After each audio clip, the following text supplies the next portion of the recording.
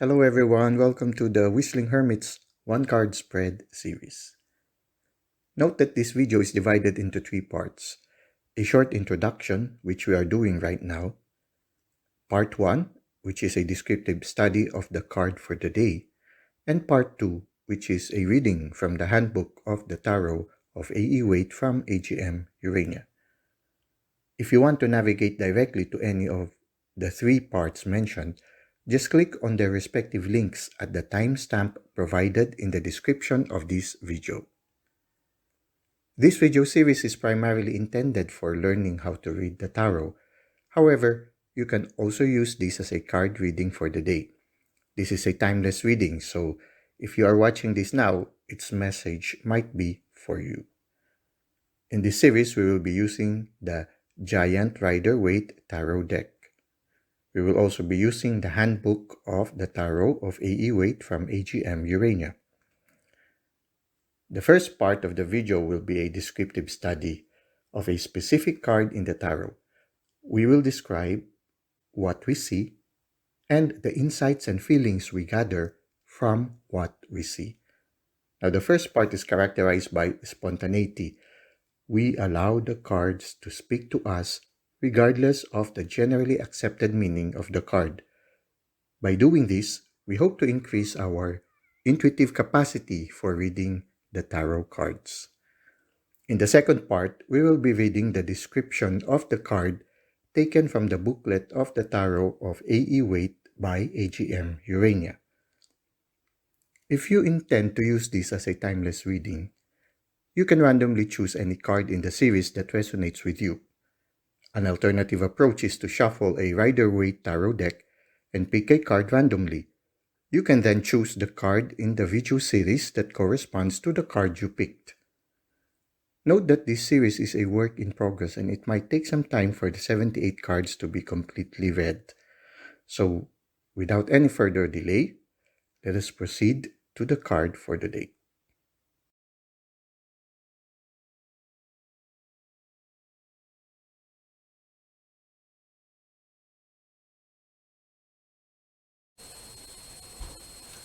Okay, welcome to part 1 of our one card spread series, and our card for today is the Six of Pentacles. Now, it's very interesting here because this is related to the Minor Arcana card number 6, and that is the card of the lovers. And when you look at it, this is another form of love. This is a love for mankind, love for those who are excluded from the society, love for those who are suffering. And when you look at it, this is an awareness, a card of awareness of our oneness with the rest of the universe, that everything that happens in the universe affects us.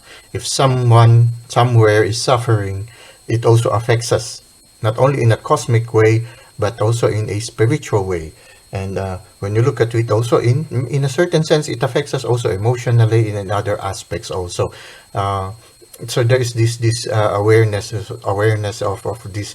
When you have this unconditional love, it can't help but overflow, not only to the person that you love in an intimate way, but also to the people around you that really are given to you as a gift by the divine. Those that you encounter in your life, that you share the abundance of the love that you feel from the divine, you share it with those around you. And so there is that generosity.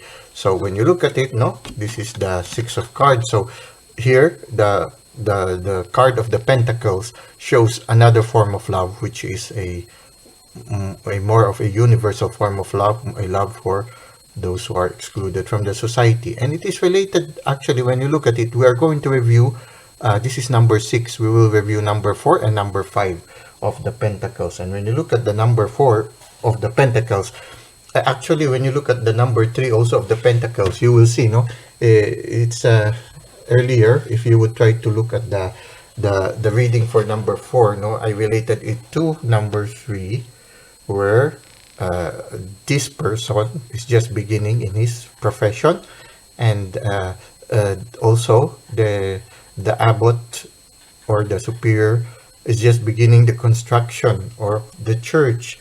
And when you look at it here, it seems that I might look at it as the artist. This one is the artist, and he suddenly became successful in his career. And because he became successful, he became attached to his riches now, and his riches protects him from the environment. So he was attached to the riches already. But now, take it as with a grain of salt. It depends on you. Does it resonate with you or not? No. And at the same time, the church also, which was being built earlier in the earlier card of number 3, has now been finished. But the problem is there is no door to welcome those who are suffering. Somehow, this card of number 6 is again, when you look at the card of the 6 of Cups, I mentioned something there in the video of a moment of transformation. Somehow this card, number 6 also of the Pentacles, is also a moment of transformation. Somehow, the person who has closed his heart or closed his doors to those who are suffering is somehow gradually learning to open his doors. So it means this is a heart that is listening to the divine, the heart who is in touch with the universe. If a heart is in touch with the universe, in touch with the divine, they would realize their oneness with those who are suffering, and somehow would slowly open their heart to those who are suffering. When you look at it, there is a balance here, which symbolizes justice. No, recognizing that part of justice is to have an equal distribution of wealth. It should not be only to the limited few. It has to be shared by everyone. If everyone is generous, I don't think many people will be suffering in the world. It is very important for those who are fortunate to share also from the abundance of their graces, to share it with those who are in need. It's good when you look at it, no? He's giving someone a lot of coins to this person, and this person is waiting for him to give to him. I hope after he has given everything to him, he will also give the same amount to this one. So maybe he is measuring it so that he will be able to give equally to those who are in need. That's another beautiful thing about it, no? But there's one thing that I think, although the person has opened his heart already to help the poor, the opening of the heart is not yet 100%. The giving, because I mean, when you look at it, he is dropping the coins, and the poor is trying to catch the coins that he's dropping. It is as if he has still the fear of getting something from the poor. I mean, getting sickness from the poor. There's this although there is this willingness to give, there is a certain barrier still between him and the poor. There's a certain distance. There's still something that is preventing him from really being in solidarity with those who are suffering.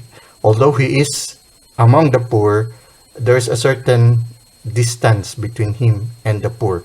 There's not really a complete solidarity between them, because when you look at it, it's as if he's afraid to touch the poor. So he drops the coin on the poor. At the same time, when you look at it, the position, no, the person is standing while the poor are kneeling down. It's different when you are in solidarity with the poor. You are not being a rich among the poor, but you also recognize your poorness among the poor. There is somehow, the poor would feel it. I mean, you feel it when you go to the poor and you have this sense of superiority over them. This picture will be what will be seen. You are really not afraid to even get in touch, your hand from touching the poor. There is that fear, and there is not really complete solidarity with them. There is a detachedness. It's being a rich among the poor rather than being in truly solidarity. But this person has already made a big step already, because he is now reaching out to them. Now the next step is to really be in solidarity, not to be closer, and to somehow pass through that thin veil that is still keeping him from being in true solidarity with the poor. So he's well dressed, he's in a standing position, so he's still a rich person among the poor. There's no feeling of being equal, recognizing that all of you came from the divine, and that all of you are equal. there is not yet that kind of point, but there's already a one step forward because the willingness to share the abundance of the richness to the poor. But there's still another step to be done. Like when the Lord said, yes, you do all this, or you follow the 10 commandments, there's another thing you have to do. Sell everything and give them all to the poor and come follow me. It means that you give up everything and your status, your everything like that, and you consider yourself equal, in equal status with those who are less fortunate as you are. Now that is a bigger challenge. That's another step. It's a gradual process, but the important thing is that you are already undergoing transformation. So for those who are reading this card right now, maybe there is an invitation for you, no? To, if you have not yet opened your heart to the awareness that you are one with everything and that the suffering of others is also your suffering, then maybe this is an invitation for you to share from the abundance of the graces you receive, to share it with those who are in need. And there's the need for the call for justice, no? And to not just share to a limited amount, a limited person, but to try to share it equally with others. At the same time, if you are already doing this, maybe the invitation for you is to go a step further, to remove this one, this thin veil that separates you really from the poor, this fear of I mean, when you give, it's not like this one in a detached way, but to really go forward, take another step closer. And this is a bigger challenge for you. So it's a gradual journey, it's a gradual process, but the important thing is that you are already undergoing transformation, and it's already a beautiful grace. When you look at it, the person went out of the city. He left the city and went to the peripheries where the poor are usually located. These poor people are, if they are these ones, these are the people during the medieval times, those with leprosy are not allowed to stay in the city. They stay and live outside of the city. If they need anything, then they bring a bell with them and go enter the city. Now, this person went out of the walls of the city in order to be with them. So this is already a big step. It means that this person is already reaching out to them. But there's also the challenge of deepening more this oneness or this solidarity with those who are excluded in the society. So just to go out of the city walls in order to be with those who are in need is already a big step, and it's a beautiful transformation already. And I congratulate you if you are already in that process. And if you want to go further, then that is to lessen the distance, this thin veil, to come closer. In fact, that's the beautiful thing about the conversion of Saint Francis. He also went out of the periphery. You know, there is this saint, they call him Saint Francis, and he embraced poverty all throughout his life, and his joy is being poorer than the poor. He embraced the poor as his brothers, and he really removed this thin veil, and he really became in solidarity with them. If you have a chance to review his life, it would be nice to read something about him. Maybe you can gain some more insights and inspiration from him. So that's it for now. No, let us now go to part 2.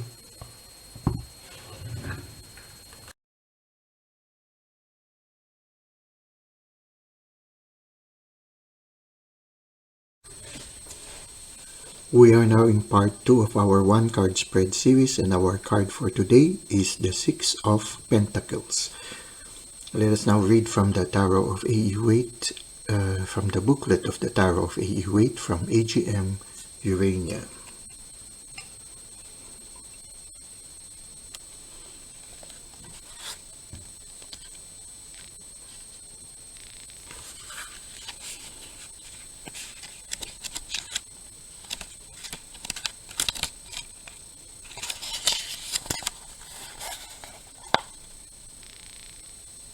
The 6 of Pentacles. A man in the guise of a merchant, as Waite described him, gives coins to a beggar while another waits for his turn. Though the two on their knees are clearly not the same pair as on the 5, A line runs between the two cards.